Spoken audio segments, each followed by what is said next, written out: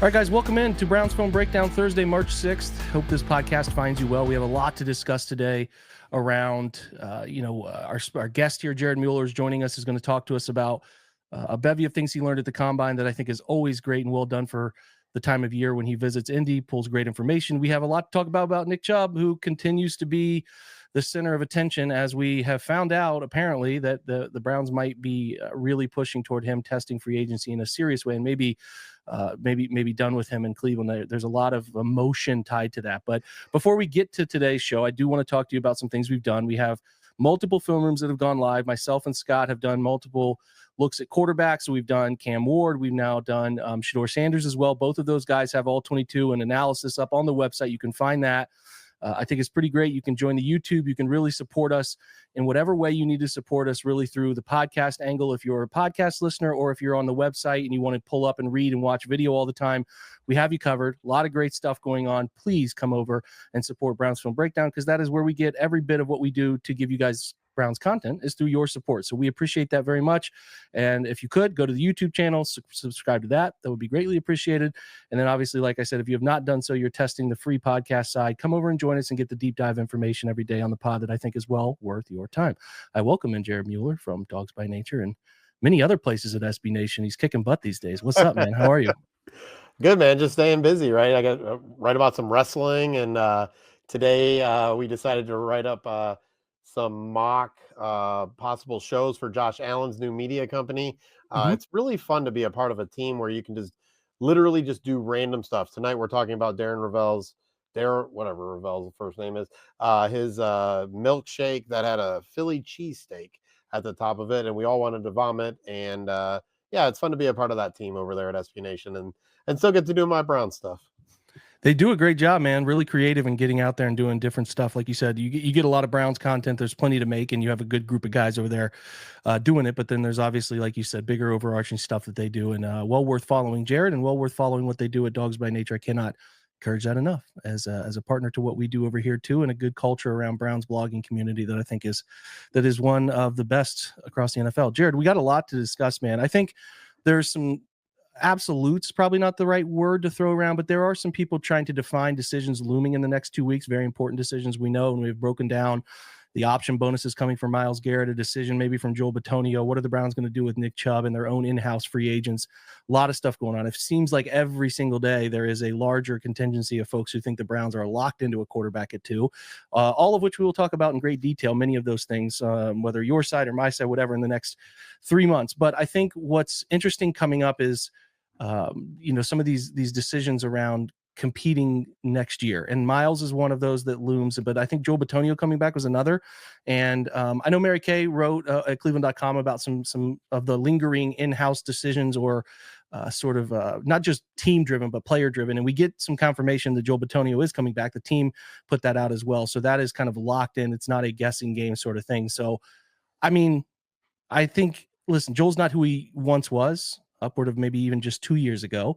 But I think we've talked through this on my side, and I'm interested if you agree with me that they can't afford to rewrite everything this offseason. And I think the Teller-Bitonio, although pricey combination, and Posa can be kind of in the middle of that. You can finagle that a little bit if you want to, but the pressure around the tackle situation, when you look at that and you look at what they want to do, maybe adding another skill player, another really high-end tight end, maybe another higher-end wide receiver on top of the quarterback they know they need, and then on top of rewriting the running back room, which we'll get into a little bit later. You can't do everything. So I think Joel coming back is wildly important, and I just hope they do right by him more so than this recent 3-win season. We're all hoping for that, but I do think it's a pretty big domino for this offense finding success next year.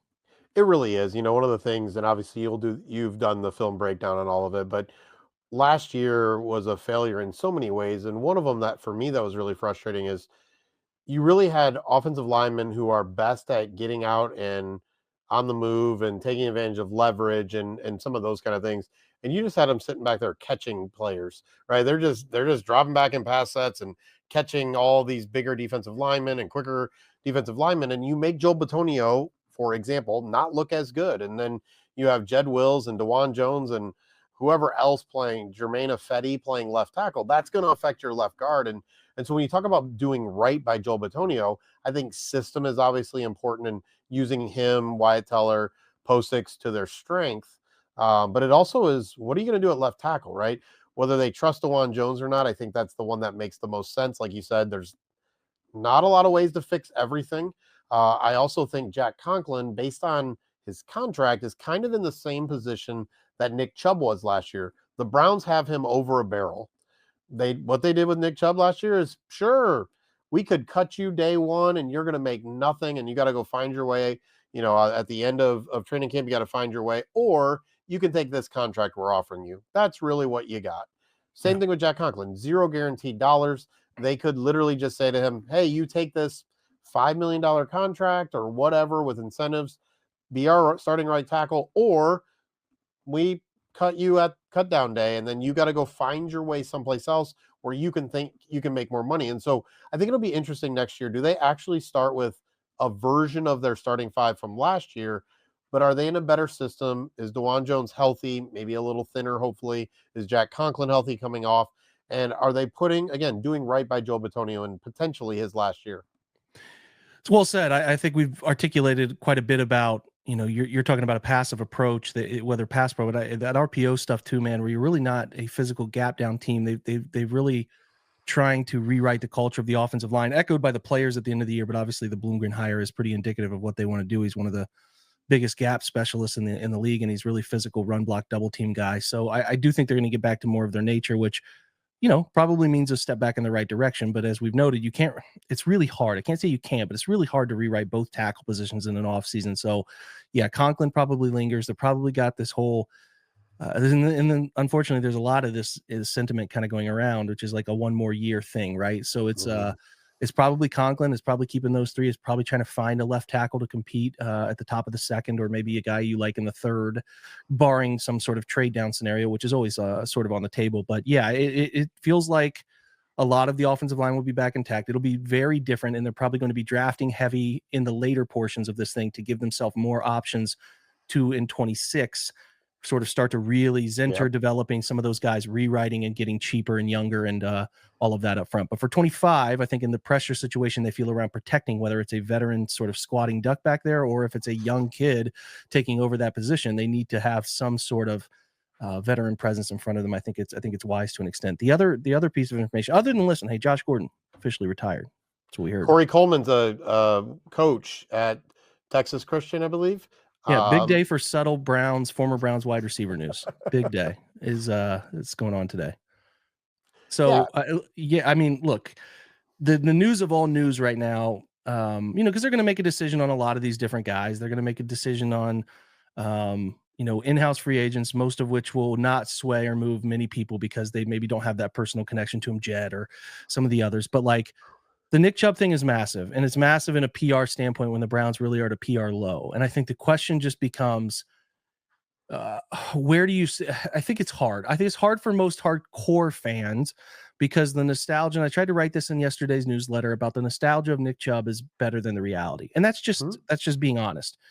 And, not only did he really destroy a knee, he destroyed the same knee that he also had a destructive sort of situation happen to him in college. So it's compound effect on the knee. And on top of all of that, you break a foot. So it's like, it's 2 straight season-ending surgeries. It's a guy who, I think Nick is not a guy that relies on his pure speed and body as much as many other guys. I think he's very much a cerebral runner. He can see things. He can sort of set up things to get to one place. I'm not ready to write Nick off, much like you were talking to me about the way there could be a bounce back for the guards. I do think in a different run style, a different approach, and really what Nick has been best in the NFL, there is a chance for him to get back to a level of respectability. The problem being, what are you paying? The Browns have to tighten the belt everywhere. As this gets harder and more difficult to navigate Watson and maybe even a fat rookie quarterback contract relative to picking that high in the draft, whether the slot money doesn't change if they take a quarterback or they take a cornerback, who knows? But like that money comes onto the books, and there's just more. And the Miles thing looms, which presents possibilities for dead cap in other places. But what I'm getting at is, I think that this is not, I think, a time to write Nick off as an NFL player, but it comes down to what is he worth? And really, Jared, they can't do some of the things, salary cap flexibility things they want to do with the offer they can make him unless he actually becomes a free agent. Because from my understanding, the Browns have ways through his ties to the organization to pay him more than other teams can pay him as a minimum number.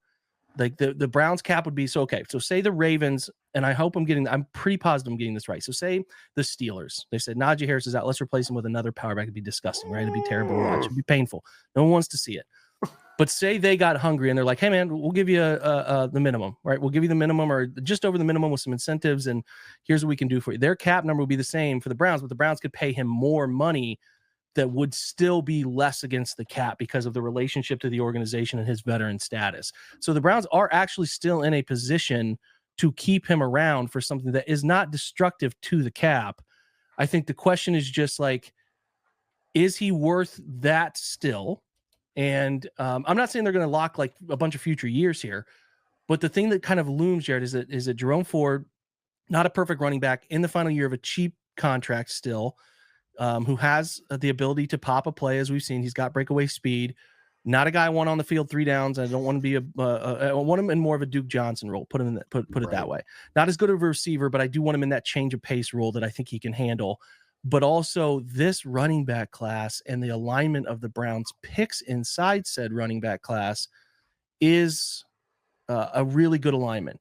And you were in Indy, and we're going to talk about these running backs a little bit, but like this is as good and deep a running back class as I can remember in the last decade. And then you have a lot of picks and positions to take some shots, whether it be a real serious guy at 33 or you want to wait a little bit and go 60s. There's obviously a lot of that possibility there, but there's no doubt in my mind that I would like to, as the running back situation and the culture of the run game in general was so bad last year, that I've just been kind of vocal. I'd like to get 2.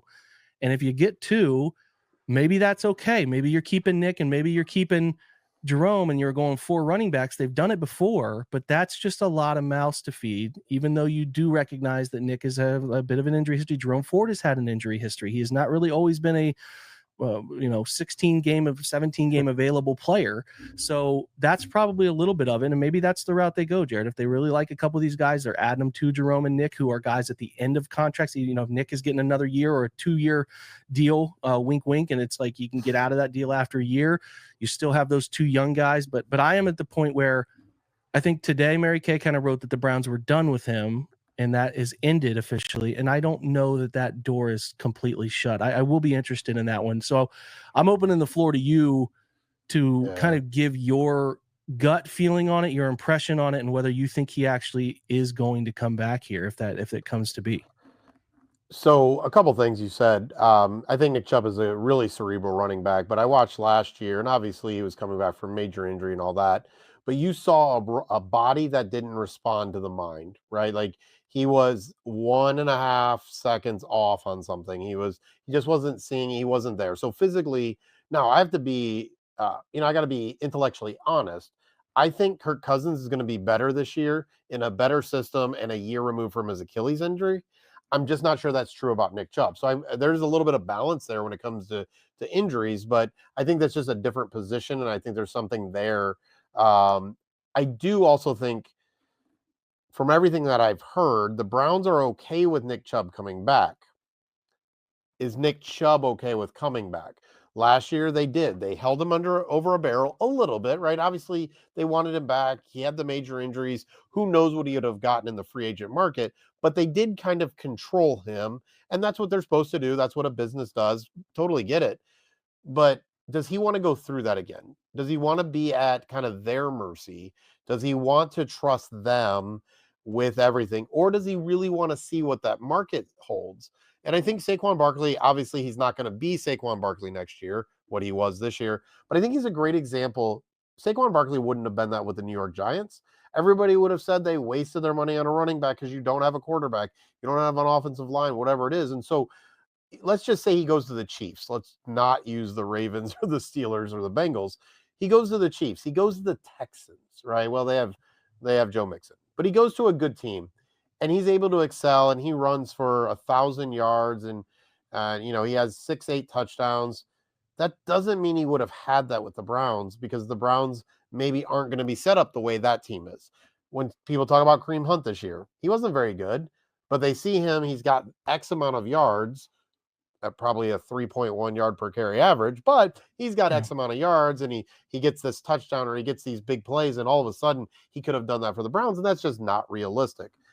I basically am saying I'm not sure Nick Chubb wants to come back. He loves Cleveland. Everybody loves Cleveland. Everybody loves Cleveland fans. I'm just Well, not most sure he's at people a think he is, Jared, because he said he would like to be back in Cleveland, but what is he going to say? I don't think Nick doesn't want to tarnish his relationship to the city. So of course he's going to say that, but there's a difference when you have three equal teams offering you contracts that are similar, and two of which are maybe perhaps set up with better quarterback and long-term outlooks, right? Because Nick's got to be thinking, how do I get to, like you said, Jared, 1,000+ yards that gets me another contract? He's trying to extend his NFL life here. And in a 4 running back room in Cleveland with 2 young guys, maybe one of which is a Caleb Johnson or a Marion Hampton, a really talented player who's going to take 65-70% of the carries because he's that good, hopefully, then right. that really shrinks his ability to get the numbers he wants, the volume he wants to keep his NFL life moving forward. Think about Adrian Peterson in Minnesota days. He had real opportunity. That was the draw. He got the football. You know what I mean? So I just sort of I think is, and there's probably Adrian Peterson teams after Minnesota that are a bit more apt to the comparison. But I'm getting at that is like those guys don't want to go to a place that is like, hey, you're going to share Right. carries here and maybe get 48% of the carries by the end of the year. And that's a 600-yard season. And then teams are looking at that on the surface like, well, why would we want to keep doing that? We'll just go with a rookie. We'll go with the UDFA to keep building. You know what I mean? And it was actually why I was really upset, because I think this year's class is really special in running back, but last year's was really good, right? It wasn't, it maybe didn't have some of the upside and all of that, but the Trey Bensons of the world, there were just a number of running backs last year that really kind of bothered me that they didn't take them. I'm not the guy that's like, oh, you have to take a running back or you have to take a tight end or whatever. But when you have these really deep classes and you watch these running backs that maybe should have been late second, early third round picks, and they're there in the 4th and 5th round because there's just so much depth, that's when I start to get quite annoyed, where you can see that need coming, right? You can see Nick Chubb. You don't know what exactly he's going to be returning from injury. And then it's Jerome Ford and what? Dante Foreman, right? Like Pierre Yeah. Strong. Yeah. It really bothered me. So now you are in a place where you probably do need 2. If one is Chubb and 2 are, or one is a rookie, maybe that's okay, along with Jerome Ford. But I think emotionally it's really interesting. I think Cleveland is somewhat unique, right? Tyler Lockett just got cut in Seattle. Do I think every Seattle fan is now boo-hooing over Tyler Lockett getting cut? No, because they saved $13 million against the cap. He's a wide receiver, and he doesn't epitomize a city. And Yeah. when the Browns and Cleveland fans haven't had a lot to celebrate, they've had Nick Chubb, right? They've had Miles Garrett, they've had Joe Thomas, they've had Joel Bitonio, and those kind of blue collar work hard guys, like it's that gets us meter crap. Mm-hmm. Like I call it crap. It's real, but it Yeah. doesn't mean anything on the field. And in the end, the Browns organization has to really be focused on the field, and everything else they just have to put on the wayside, especially when you have Bitonio coming back, likely not trading Garrett, which we'll talk about here in a little while. You can't just say, well, we'll bring him back just because, right? Yeah. Just because it's Nick Chubb, just because we want to, just because the fans will be upset. Like that doesn't fit. We want to compete and we want to win, if possible, this year and next year. That doesn't fit if that's kind of not what you see out of Chubb. And if he's not bought into what you're describing, that 40%, that even 50%, then you really don't want him in the room, right? That's not good for the culture. That's not good. You want volunteers, not hostages. Now, Miles Garrett's going to be a hostage, but that's a different conversation. But you want volunteers. You want people that are bought into the plan and the system. And it's very possible Chubb's not bought into the plan and the Browns aren't bought into Chubb.